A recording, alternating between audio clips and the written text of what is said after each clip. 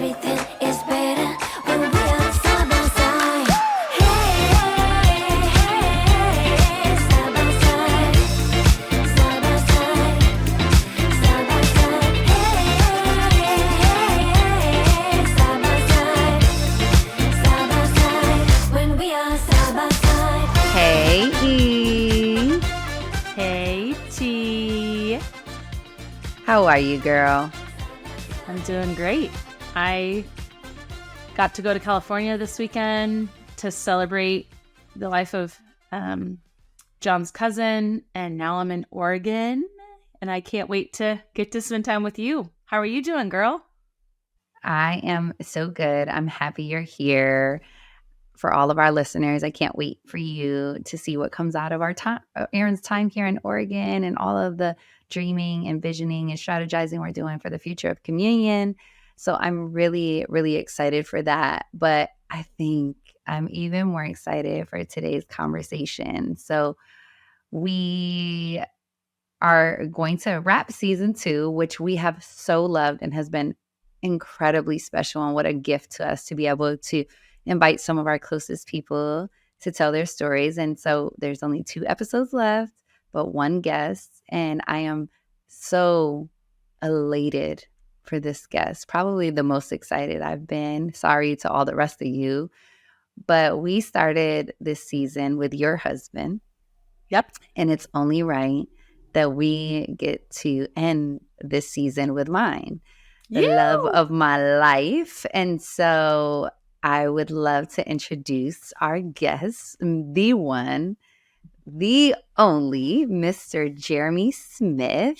I'm going to read his bio to start. So Jeremy Smith was born and raised in Chino Hills, California, and he is the youngest of 3 children. His parents set very, very high expectations for their kids. His mother emphasized academic excellence, while his father really focused on athletic achievement. Jeremy's siblings excelled academically, setting a high standard that Jeremy found difficult to meet due to some of the struggles he faced with test taking and such in school. And this caused a tension in his relationship with his mother. Meanwhile, his father's immense pressure on him to succeed in basketball led to significant strain in their relationship. Although he is brilliant and he does get buckets, just FYI. A pivotal moment in Jeremy's early life came when he contracted mono in high school, abruptly ending his promising basketball career. Despite the setback, he continued playing basketball at 2 Division II schools and a junior college. This period taught him the importance of resilience and the necessity of adjusting to new realities. After college, with his basketball dreams behind him, Jeremy moved to New York City. Woo, woo. No, we did not meet there. And he lives with his brother, sleeping on a couch while working a retail job at Nike.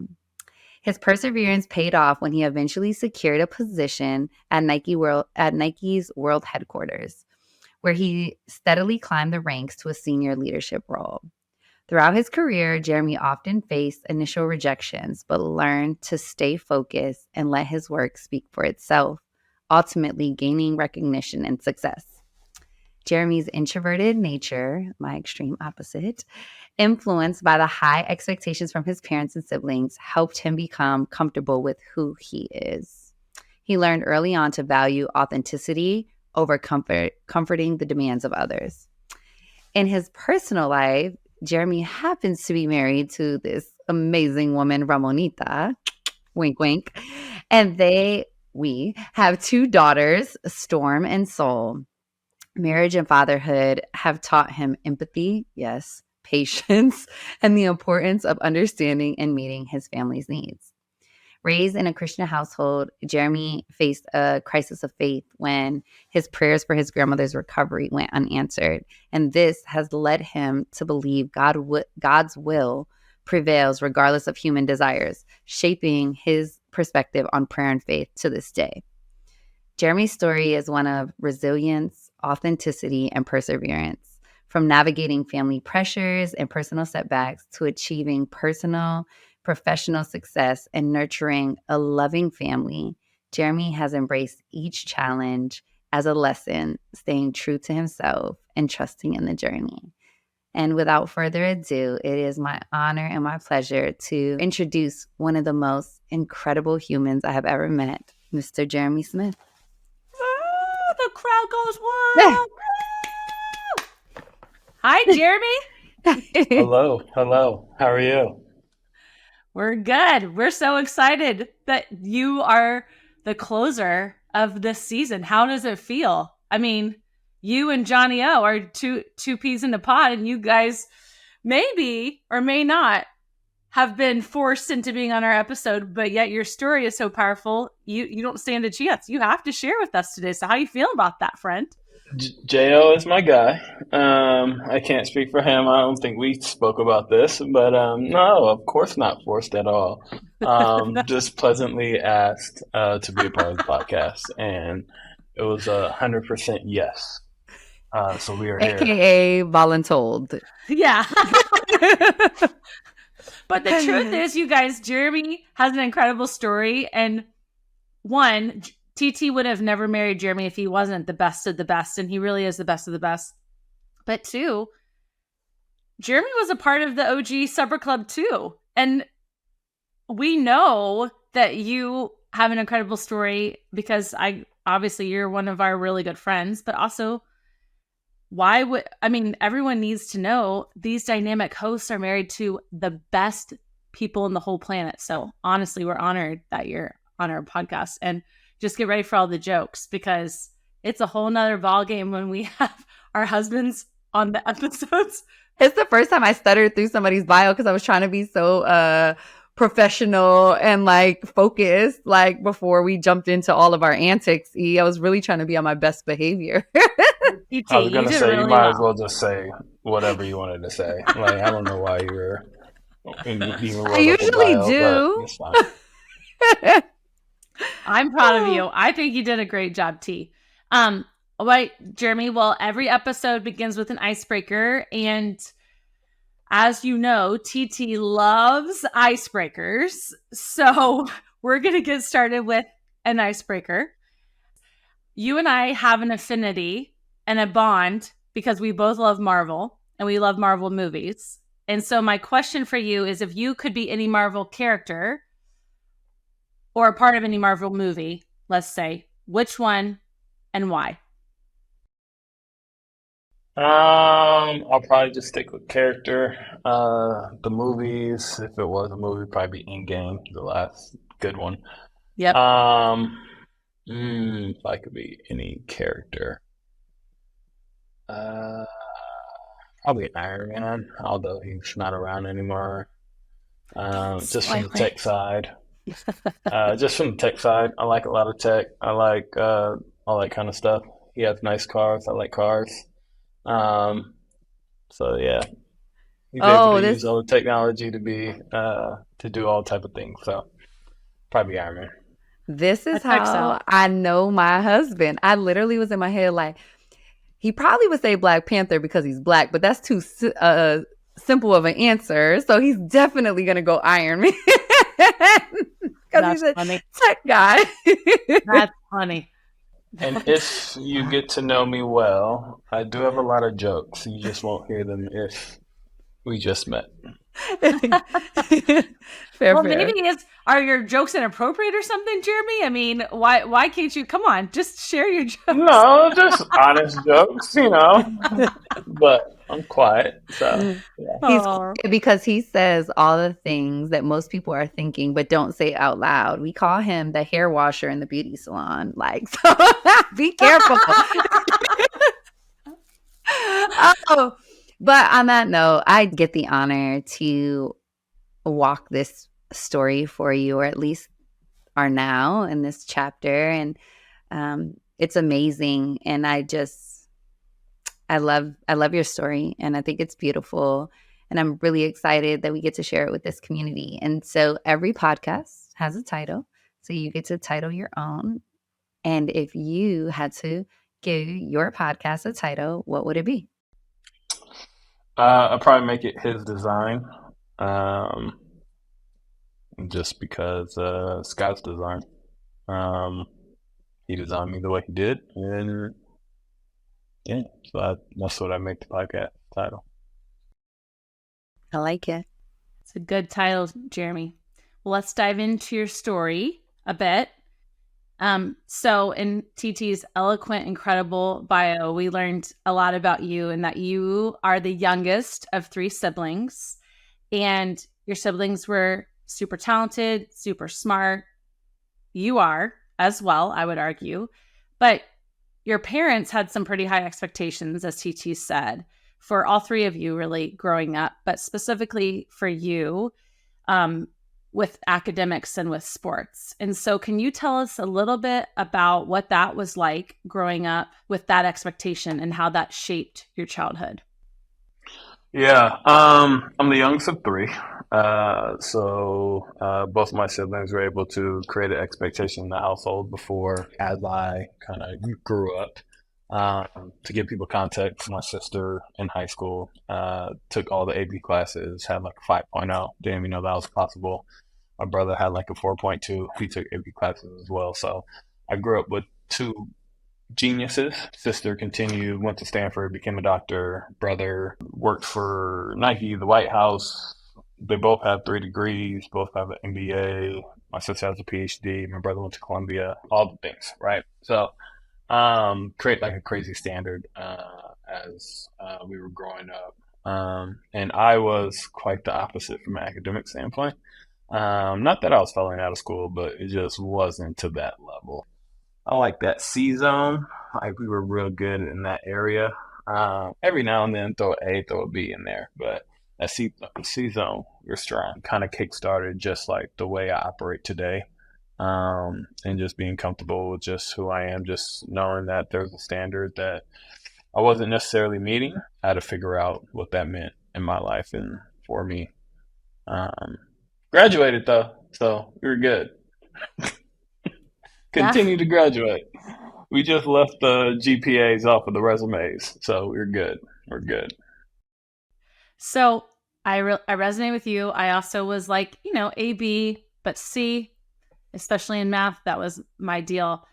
But what were those expectations like for you? Like, how did that make you feel as you were growing up? Because I'm the oldest, Jeremy, but I know that there was pressure and there's comparison and there's all of that communicates a lot about how we feel as we're growing up and what we expect of ourselves. Did that have any impact on what you expected of yourself growing up? Not necessarily what I expected of myself. I knew the expectation was to excel. So I kind of took that myself. I knew that's what we were aiming for. And I mean, academically growing up, I was a terrible test taker. Like I knew a lot of the information. Like math, I'm great in, but just couldn't take tests very well. English, that one we had some challenges. I would try hard, all that kind of stuff. It just wouldn't click.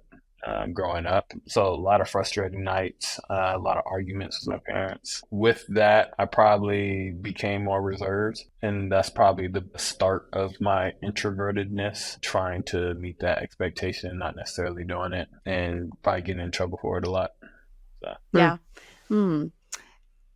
It's interesting when you think about expectations and unmet expectations, and sometimes we can internalize those and feel like we've disappointed people, or we start to question our own abilities or worth. But how did that, you talk about the introvertedness, but how did that impact your confidence or even your relationships? That's where I became probably like self-aware at a young age. I didn't really feel like I was disappointed. Well, I know I was disappointed in my parents. I didn't really take that on. I would tell them, like, do you think I'm trying not to get A's? Like, I'm not trying not to get A's. It just didn't happen. Like, I don't know what to tell you. I studied. I didn't get an A. Part of it was, it wasn't for lack of effort. So I didn't take on like dang, I'm really disappointed in my parents right now. I was more so like, why are you still mad? Like, I tried. Isn't that not what we're going for? It was more so the result that they were looking for. So I would almost say at a young age, I'm kind of surprised in myself of not taking on the disappointment of like what my parents were feeling.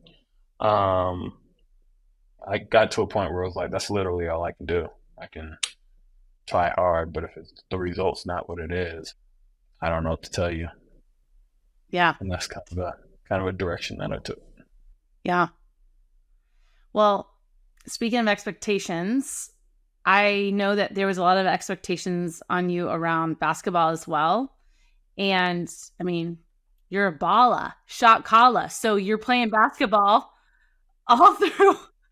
TT, TT knows. Yeah, I'm all about the sports. I married a basketball player, so I know how to talk the talk. No, but you played basketball, and your dad was really involved in that part of your life, and he put some expectations on you around basketball.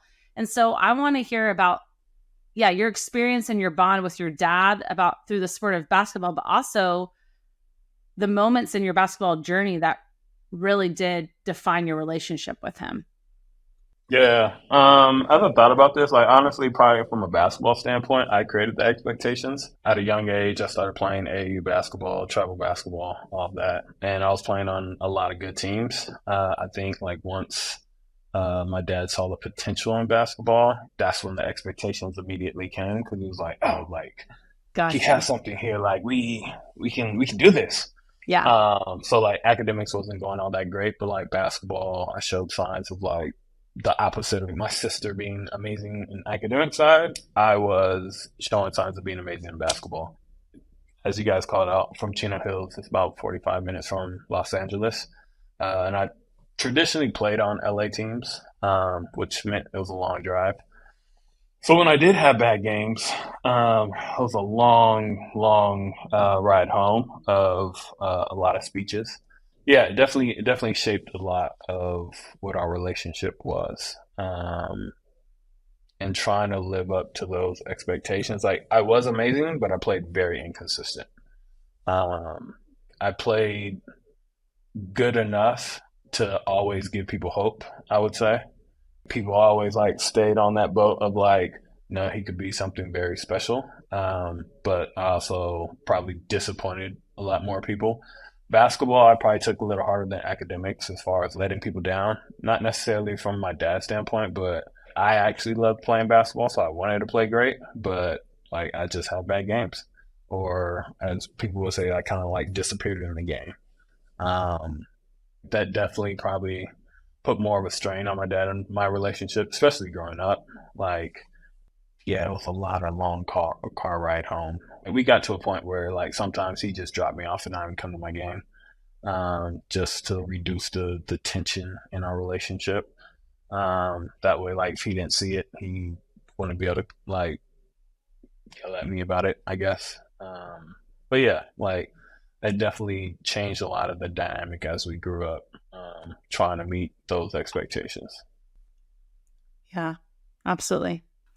Ooh, those post-game speeches and Yeah. riding in the car, like you already know that you didn't play well, and then you got to hear somebody else telling you the whole ride you didn't play well. It's like, I know, I was there actually. I was in the game. I realized that. What position you play? 4 or 5? What was your position? Traditionally a point guard, but I was like point forward. I know it's getting a little too much, Aaron, but like playing on the wing and playing the point guard. I definitely Yeah. wasn't a shooting guard. I Okay. was not a shooter. Okay. I wasn't I'm like just trying to- JL. JL had the long range from 3. Not your boy. I was just trying to show you that I know the positions of basketball. But speaking of basketball, Jeremy, we talked about this in your story of like you were at the height of your game, you get mono, and it hospitalizes you to the point where it starts to like at a pivotal point in your career where colleges are making offers to kids and things like that, and you get super sick, and it jeopardizes a lot of the momentum that you had. How, having grown up the way that you did with your parents and their expectations, how did that impact you and the expectations that you might have had for yourself when it came to basketball? And how did you reconcile with man, like, do I still have a future in this sport? Yeah, that was probably like one of the harder moments from a basketball career. Got mono, I was an hour away from dying. My throat was closing. I had like some super rare case of mono. It was at a pivotal time in basketball. Um, it was my senior year, so traditionally most people would have already like signed and were going to a school. I, because of my inconsistency, I did not sign with the school yet, and I was probably playing like my best basketball that I've ever played. I was way more confident than I've ever been. Typically, I wouldn't call out that I played well or consistent, but I was like playing very well at the time. And mono definitely threw it all off. I was in hospital for about 2.5 weeks. I didn't eat for a long time, so I lost like a significant amount of weight. And when I came back, I could not play the same way. So it was very disappointing in that sense. Being in my best shape, being super strong, came back. I was super weak, couldn't jump high, couldn't do a lot of the things that I could do before.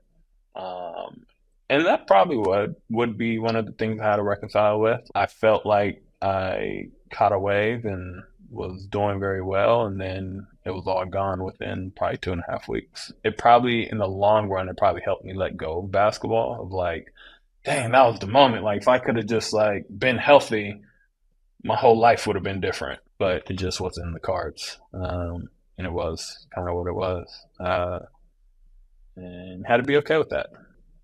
Maybe it wasn't supposed to be what it was. Still was able to play basketball. Still got a scholarship. School that gave me a scholarship didn't really know I got mono. Like we had talked. They seen me play. They made an offer.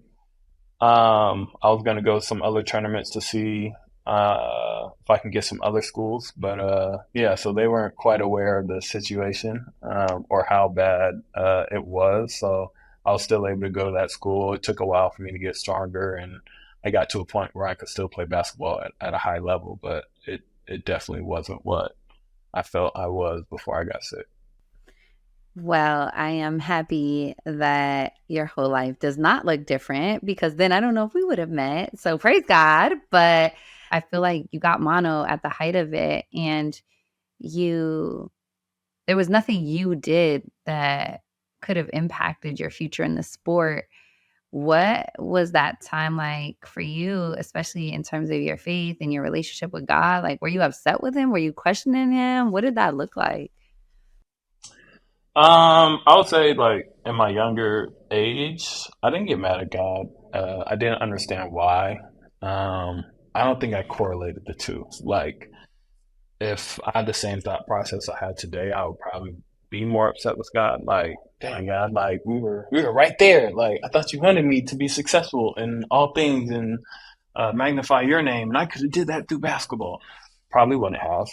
Probably would have lived a very different life if I would have got that success in basketball the way I thought I could have. But yeah, at the time I wasn't really mad at God. Um, I just didn't understand why. And maybe it was immaturity as a kid and just not really making those two connections. Like, definitely grew up in the church, definitely continue to go to church. And I think, like, and we'll talk about like the way my viewpoint on prayer, but I didn't really think about praying about like, God, make me better, make me stronger, make me be able to do all these things. It was just kind of like a super setback. And figuring out what was next and just wondering why for a while. But it kind of like was what it was.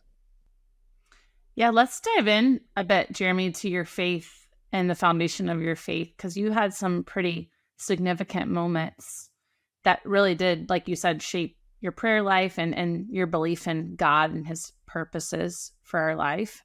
You grew up in a Christian home, and you were introduced to Jesus at a pretty young age. And as that foundation of faith is being established, you have a lot of people in your life that are passing away, and specifically your grandmother, who you were really close to. And so talk to us a little bit about how the passing of your grandmother and some of those significant moments that happened around that time impacted your prayer life and how you viewed God and your relationship with God. Yeah, as you said, like a number of people passed away, like in a very short period of time. And my grandma was probably the most impactful one that I had the strongest, deepest relationship with. Growing up in church, you hear all the time, like, hey, all you need is a mustard seed amount of faith and pray for what you want and it will come true. And just ask God, He can do anything. And Right. I very much do believe God can do anything. I remember going, oh, what was it? It was our downstairs like office room. And I remember we had like a bed in that room for guests or whatever. And I remember going around like the bed, like being in the corner, and praying that God will just keep my grandma alive. And I was like, okay, I did it. Like mustard seed faith, I believe in it. It's gonna happen. And she passed not too long after that.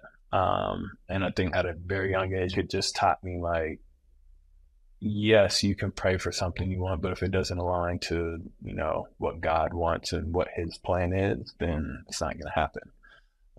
It also taught me like the world's bigger than just like my own desires. God is dealing with everybody's desires and He has a plan for everybody. I don't know if my grandma passing would have impacted 100 other people for whatever reason. That passing would have helped them in a certain way. I don't know. But it kind of showed me at a young age, like, your prayers still have to be aligned to God's plans for them to happen. That's good, Jeremy. That's really good. That's a pretty significant revelation to have at such a young age. Like, truly, wow. You married a good one, T. Thanks. I know. He's a wise man, and it clearly started as a kid. Yeah. I love what you said about sometimes, or not sometimes, our prayers need to be aligned to God's will or God's plan. And I so agree, and I think that's the beautiful part about walking this walk. We actually don't even know God's plans, but I think there's been so many times, and we've talked about this on a couple previous episodes of like, but His plans are better than ours. His ways are higher than ours. And we've seen so many stories on this podcast alone where the hardest parts of people's stories, the parts that we don't understand, the parts where people could have walked away or become angry at God, have actually become their life's ministry, their life's purpose, and arguably some of the most beautiful parts of their story. And I think this is why I love your title when you talk about His design and the intentionality in which God's created you and His plan for your life. And I laugh because I feel like one of the things I know to be true about you is like you always say like, look, I've just accepted that God built me differently, or I've accepted that I think differently than most. And what I know to be true about you more than anything is you are the one person that unapologetically and authentically have embraced yourself and who you are and who God created you to be. And you're fine with not conforming, not trying to fit in, not looking for attention. Like you are Jeremy through and through. And so my question to you is just, at what point did you start to embrace or maybe even know who God created you to be and accept that like His design is perfect no matter whether you see imperfections or not? Yeah, I don't know if there was like a specific moment. I think it was a kind of thing just over time. And I would say as I became an adult, probably later, mid-20s, I would say I kind of just accepted it and I knew. I always know I thought different. I would get frustrated as a kid trying to explain things just because of the way my brain processes information is just different, I feel like, than the way most people. So I have to, that's also sometimes why I'm a little more quiet than others. Like I have to process it the way I think someone else would process something and then say it that way. And I think that along with like trying to meet expectations and not necessarily meeting expectations, I think just in adulthood, I was kind of just like, I am who I am. anytime I try or have tried to like change who I am and be who people ask me to be, it goes terribly wrong. And I think like after trying to do that so many times, I'm just like, I am who I am. Like, and that's all I can be. Anytime I try to, it goes the opposite way. So I just figured it's best to be who I am, and sometimes that won't be good enough. Sometimes it will for whoever I'm interacting with, and yeah, like I feel like it's a better option than trying to be someone I'm not. With that being said, you're like, I am who I am, but you are different. You think differently, and I can attest to that. Being your wife and having been with you for a decade now, knowing like you're different. Do you believe that even being different, you are worthy of love? And how do you receive love when maybe a lot of your life you received messages that maybe you fell short or you missed the mark or you didn't meet expectations? Because I think we live in a world where people's loves can oftentimes be conditional. Um, I never really thought I was worthy of God's love. I don't know if I feel like any of us really are. Like he's just so perfect in his own right, and then we're just imperfect, striving to be like him. From a just person to person, human to human, yeah, I think I think I've received love. Worthy, up and down. Like it just depends. None of us are perfect. But I definitely feel like I've received love, especially from my family, like immediate family, my household now, and then my household growing up. I think in my adult life, I have come to realize more of my parents' love, just having kids myself. You gotta love your kids to raise them. Like I'm a firm believer of that. Like kids push you to the limit. Like love them, but it's a challenge. But yeah, I feel like I've definitely received love for sure. Boo. Well, I do love me some you, Jeremy Smith. I sure do. You make it easy. But Jeremy, you bring up a good point.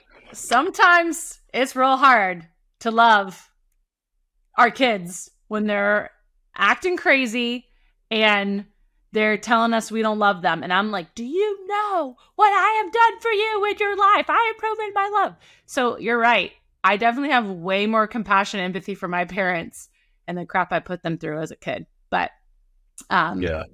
I don't know how I should feel about this though, because everybody says our kids act like me. And so if that's a challenge, I'm just like, so what does that say about me? No, that's the thing, right? Like our kids can be our mirrors. Storm looks just like Jeremy, but I think Storm has some.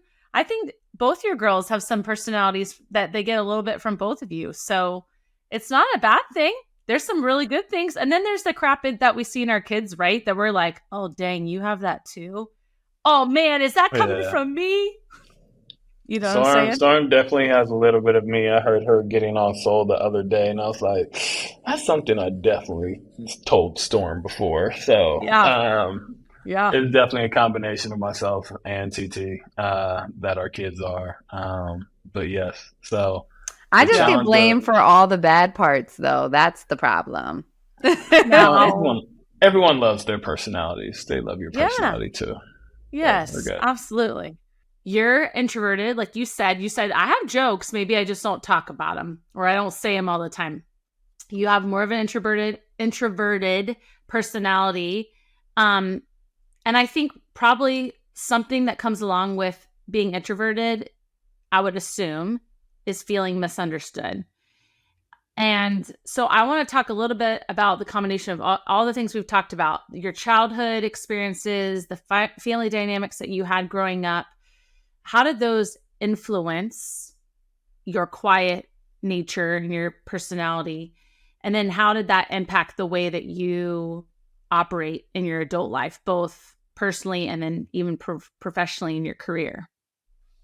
Yeah, I would say a whole number of things attributed to my introvertedness. I think naturally, I'm just quiet, laid back. Maybe I don't know. Actually, I think a lot of it may stem from my childhood. I think growing up with pretty much two geniuses in the household, you didn't really speak unless you knew you were going to be right. They were like human encyclopedias. Random fact: my mom used to just give us the encyclopedia book if we said we were bored. Um, like That's so back funny. when we didn't have Google, so my age a little bit, but my sister actually liked to read, so she was like a human encyclopedia. If I was to say something and I was wrong, like they would get on me so bad. So I knew not to really speak unless I knew I was right. So I would say that was definitely one thing. I think the way I process information and that being different, as I said a little bit before, it just takes a lot of energy to really think through like how somebody else would process the information I'm processing and how to say it in a way that would make sense to them versus the way I've processed it. Just not having the energy to try to think through it the way someone else would. I just want to say something because I started to be able to recognize like, oh, that's one of those thoughts like that I process, and that's not the way someone else would think. So I kind of just stopped uh, communicating at some points where I just didn't have the energy to think through it. And then I would say like how that kind of impacts now. I would say it carried on over to like every part of my life, even in work. If I'm processing something or I'm just like, I don't really have the energy to try to explain this, I won't speak up at work. I just tell people it takes me a little longer to like observe and digest, and I'll come back with a strong point of view. I just need a moment. Sometimes it's really just like, I have the answer. I just need to think through how to say it to you. So then I just follow up with people versus like saying it in the moment. Once I get really comfortable around people, I probably talk a lot more. But yeah, like in the beginning, I just lay back. One thing I know about you, Jeremy, and being in supper club, and you guys, both you and T, obviously are really good friends. But when I first got to know you, I was like, I don't know if this guy even likes me. Like, he's so quiet because I'm so extroverted that, like and I have a big personality. I mean, I shouldn't have guessed. Like, you can't completely not like me because I am like a soul sister of your wife. And TT and I complete each other's sentences very often in supper club. That's probably why we became such good friends so fast. But I remember feeling like, man, this guy has got to think I'm a total idiot. And I took like 20 hours to say what I needed to say. But let me tell you guys something. One, Jeremy does like me. He is actually my friend. And I learned that his quietness was not a reflection of him not liking me. But two, I mean this with all sincerity. When Jeremy Smith speaks, he could communicate in one sentence more depth and more wisdom than I tried to do in the 20 minutes that I would be externally processing. So honestly, Jeremy, I'm grateful for the fact that you don't just say whatever you're thinking all the time, because there's some people that say everything they're thinking all the time. So, and maybe don't leave much room for you to have a word in edgewise. I'm speaking for myself. So, Oh, you're yeah. I speaking will for say, yourself. Oh, go ahead, Jeremy. Let me give you space to say a word. I only laugh because there's so many people that think I don't like them. Public service announcement. I like most people. I just don't talk a lot. And I have RBF. So most people think I'm upset. I do. Most people think I'm upset. Most people think I'm angry or I just don't like them or I'm annoyed with whatever they're saying. That's the last thought in my head. It is. It's so far from the truth. TT tells me all the time people don't think I like them. And it's just not the case.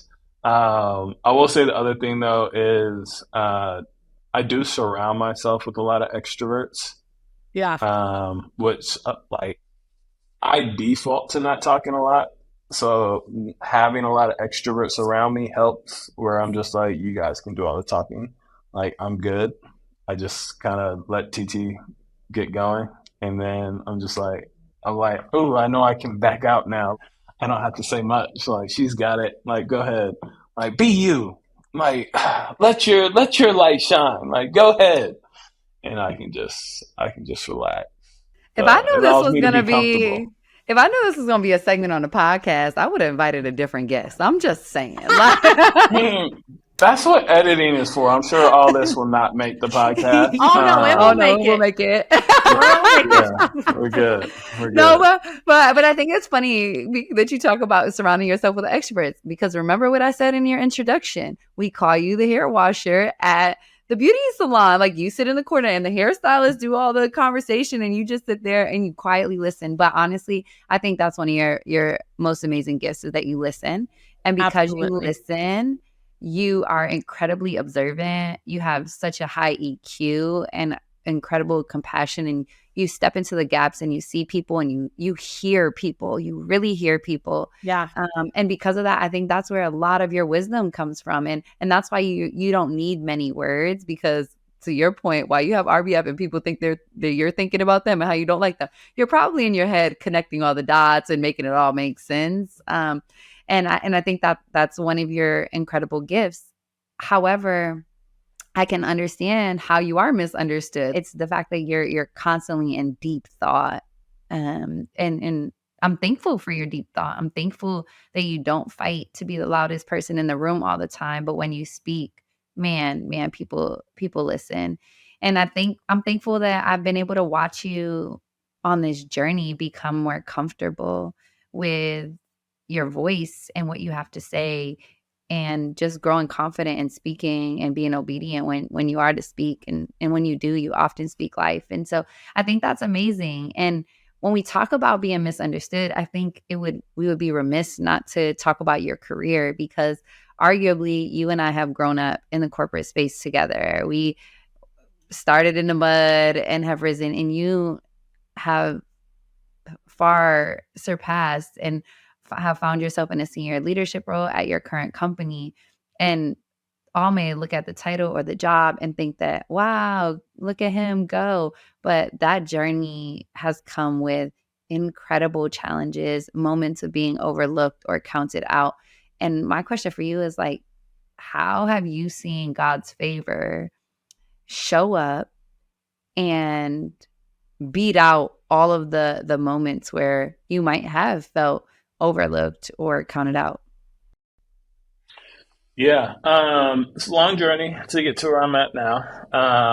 I definitely don't think anyone expected me to be where I am currently, and it was a bumpy road. Like, it wasn't, the easiest thing to get to. I think at the end of the day, God has always put me where I'm supposed to be. So whether it's being overlooked for a job, whether it's being significantly underpaid in my role, whether it's people presenting prejudgment on me just because I do have RBF and I don't talk, and they put me in a certain category. At the end of the day, like, God's always put me where I'm supposed to be. God's always, I say, put me in the job that I was supposed to have. Every time when I got looked over for a job where I actually think I should have got it, there's been a number of times of those where, like, extremely prepared, extremely qualified, everything felt lined up for me to get a position. Didn't get it.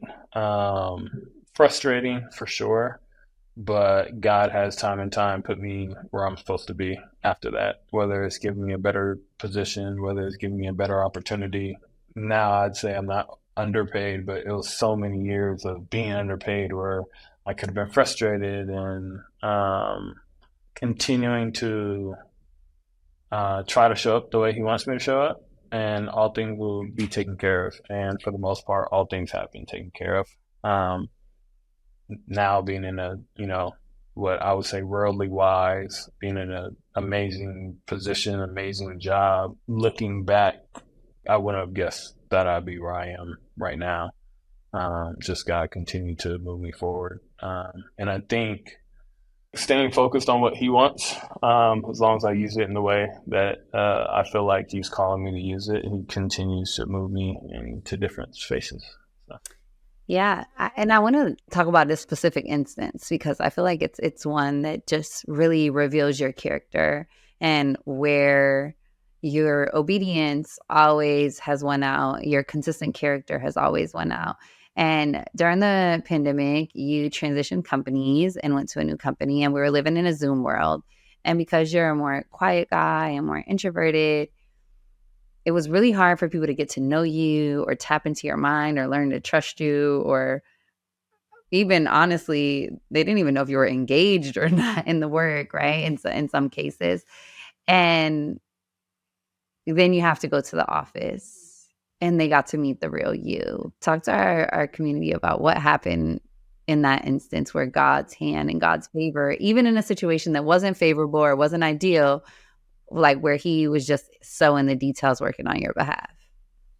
Yeah, starting a new job in the pandemic, not the easiest thing to do. Now that I think about it, and after we just talked, I was like, people probably didn't think I liked them. In reality, I feel like this guy just doesn't like anyone at the company. So I think definitely, like, I mean, no pun intended, I was put in a box. I think there's a lot of prejudgments on who I was, how I operate, whether I was good or not for the company. And a lot of things work off of like the politics of corporate America. I wasn't in the inside circle. I didn't have a lot of friends at the company. I started a new company. So eventually the pandemic was coming to an end, although probably was a little too soon. But we did start going back into the office. I was able to meet people face to face. I was able to build relationships. I was able to allow people to get to know me a little better than they were via Zoom. And I would say it was like a whole 180 on how people operated and thought of me, able to see my character and different things. And I think it was more so the things that you just don't get to see over Zoom, and is a lot of things most people don't get to see in general. Like when you think nobody's watching, they just so happen to see you doing something that speaks to the qualities and character that they want at the company. There's a lot of those moments. I think like one was we had like a whole team event, a launch event, and at the level that I was at, it was very much so okay to go to the event and leave. Did my job, showed up, talked to some people, made sure my team was there, made sure team had what they need, and then I could leave. It wasn't even actually a launch event for something that I was working on. It was just like supporting the rest of the company. And after the event, there was a lot of people that like left. Like it was pretty empty. It was a couple people that helped organize the actual event, and they were stuck just picking up things or cleaning up and trying to move things. And typically it happens like specialists and managers, and happened to be a couple women that were left behind to move a number of things. And it was like massively heavy tables and like different things around. So I just kind of like stayed back and helped them put things away, move things into the closet. Didn't know anybody was watching. My VP, I guess, either happened to be walking by or was talking to somebody. And I got an email later after that event, and they're just like, "Hey, really appreciate, I saw you sticking back, hanging around, helping out the team. Like it was much appreciated." People spoke up, and they were like, actually, like really thankful for some of the things that you were doing. Some of those type of moments are like godly moments of like, I wasn't expecting them to be there. I actually really didn't know they were there. I was just trying to help people out because I had to come into the office. The company was actually in California, so I didn't have anywhere to go after. I was like, I have some spare time. I don't have to get back to my family right now, so let me help out when I can. And I think like just those type of moments helped in showing like I was dedicated to the company and just the character that I had. So I think that was one. Yeah. Yeah. That's good. Character is what you do when nobody's looking, right? And I think that's the dope part. Jimmy, you're just good without doing it for approval or praise or accolades or to be noticed. You're just good. Yeah, absolutely. Well, and Jeremy, you've had some incredible roles professionally, but we all know the most important roles that God's given you is being a husband and a father to your precious, sweet little girls. And I would love to know, how have your experiences of childhood and your faith influenced the way that you approach those most important relationships in your life? Yeah. I think a little bit of what I said earlier, just like having a better understanding for like my own parents. And I think just becoming a parent myself just put a lot in perspective. I think it shows us a lot about how God loves us and what God would be willing to give us. I think it also like helped from a prayer life standpoint.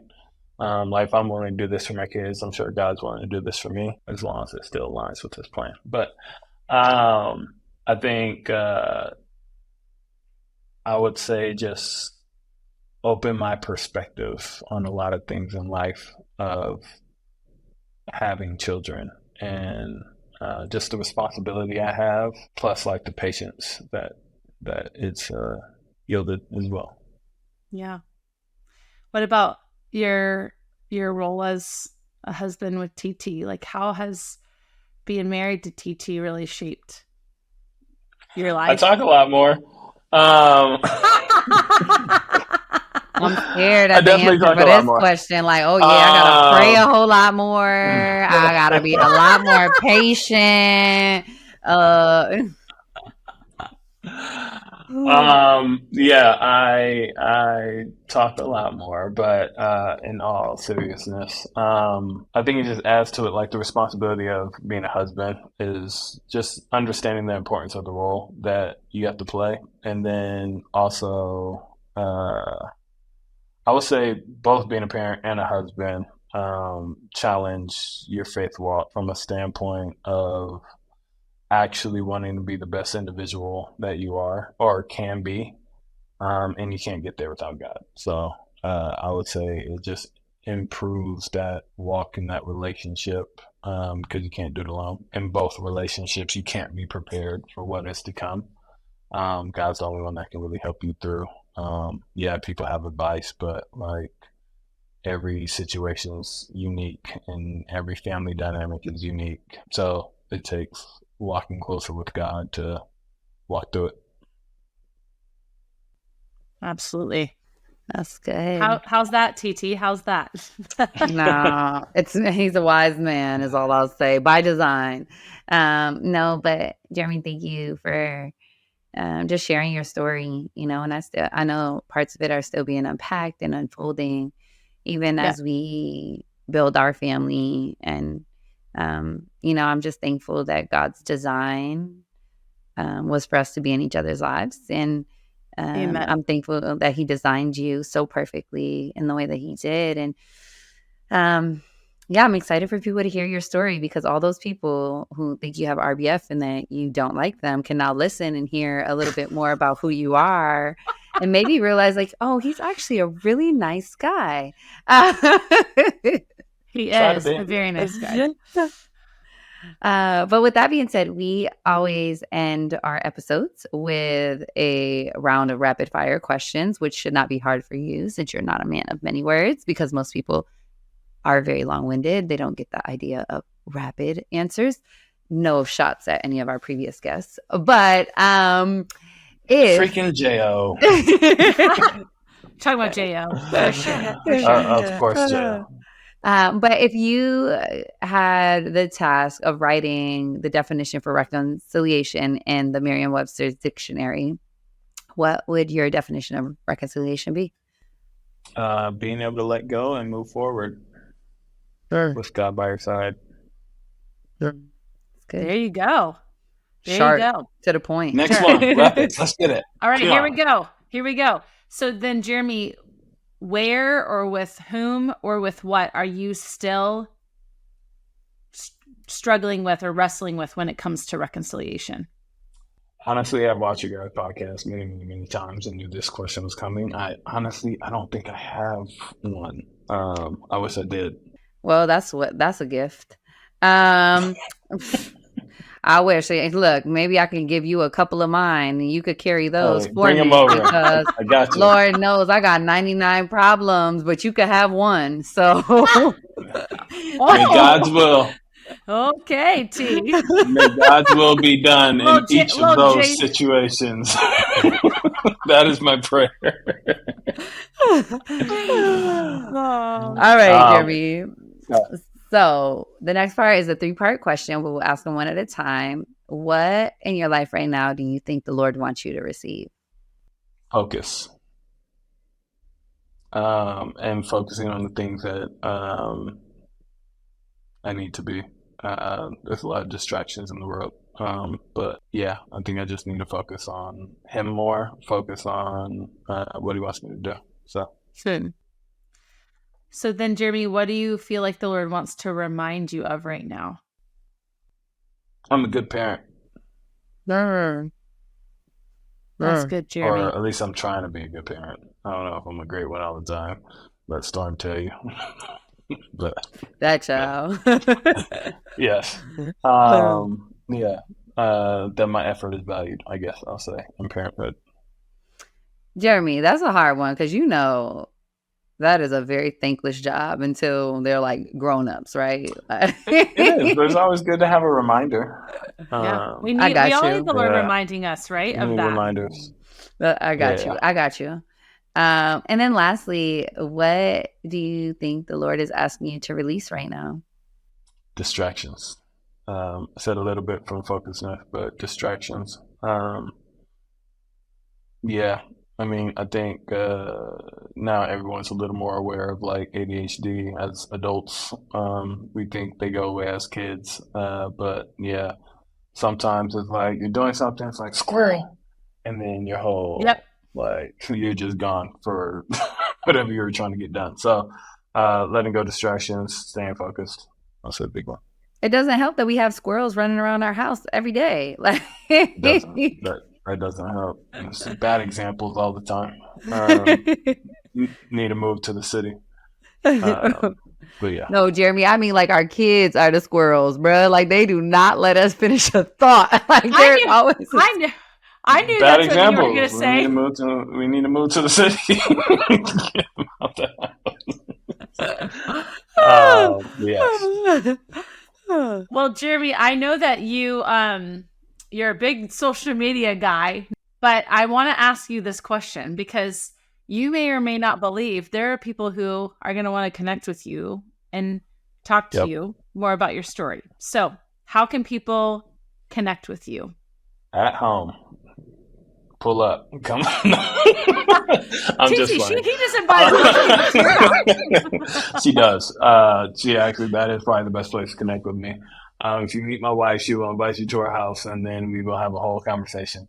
So DM me. It's DM me, his agent, y'all. Clearly. Yes, please. In all honesty, social media, just J14 underscore. Instagram's probably the best.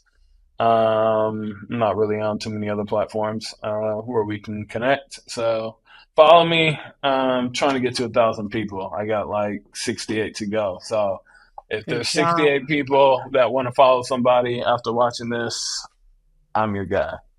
I like it. Let's go. Come on, everybody. We can do it. Follow Jeremy. My cousin made fun of me for not having 1,000 followers a long time ago. It always stuck with me. Yeah, she was like, "You're just you. Nobody likes you, huh?" I was like, "Wow." Well, no. But let's be honest. Like that has been your job for a long time was to grow other people's social followings. And when that is your job, it is very hard to want to grow your own.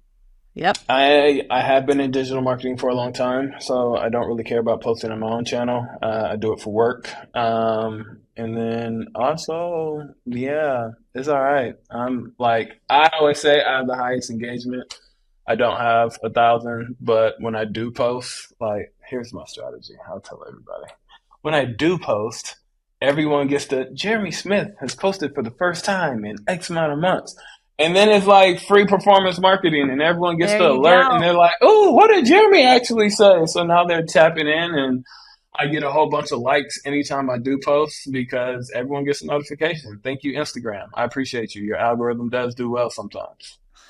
Quality over quantity, my friend. I wish the There we go. algorithm worked for our podcast page, but that's another story for another day. I'm not going to get into that. Clearly something Yeah. I am reconciling with at the moment. But on that note, hey, while you're following just J14_, go follow the Come.Union page too. That There we part. go. That part. There we go. Yeah. Well, thank you guys. I get to do this with some of my favorite people. Thank you, Jeremy, for your yes. I'm really excited for this one. And on that note, let the reconciliation begin. Thanks so much for listening today. Want to stay up to date with our episode? Then subscribe to our podcast and newsletter on our website, Come.Union.com. Follow us on Instagram at Come.Union. Rather watch our podcast? Then subscribe to our YouTube channel at Come_Union. We are so glad you're a part of this community.